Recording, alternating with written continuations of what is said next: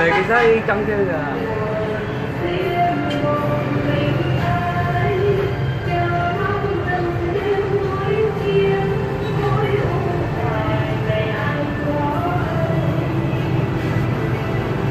Xin giới thiệu với quý vị và các bạn, đây là máy hàn đồng, máy hàn dây cho các cái ổ cắm do cửa hàng Hải Ninh phát triển.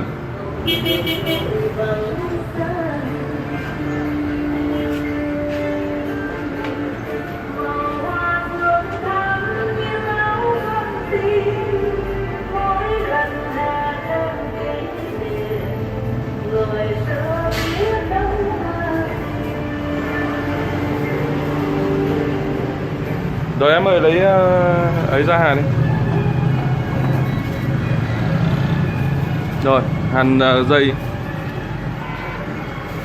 Đây là kỹ thuật viên Văn Hiếu.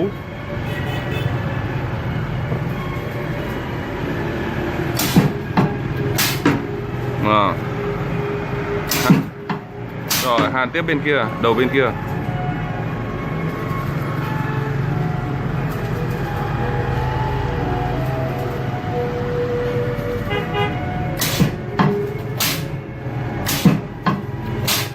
Rồi, em kiểm tra mối hàn. Đưa.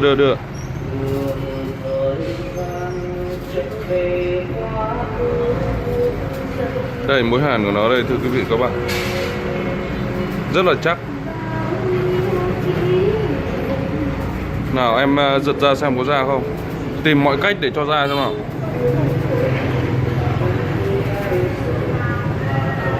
Cầm xa đi rồi. Đấy. Có một cách cho ra rất dễ dàng. Đây, em cầm cái kìm này em cắt cho anh. Nói đùa đấy, em hàn tiếp cái nữa đi. Tiếp tục.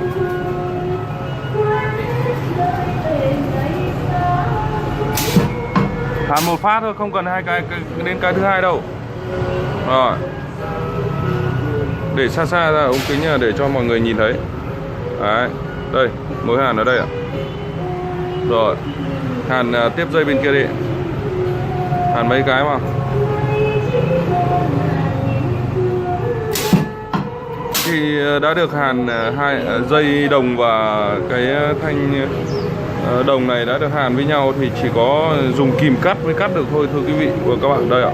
Đấy, cắt phát ra ngay đi ạ. Còn bên này giật ra xem nào.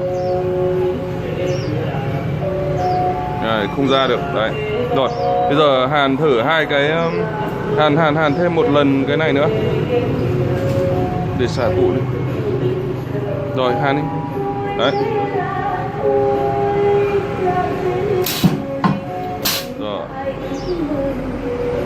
Rồi bây giờ hàn hai cái lá đồng vào với nhau này.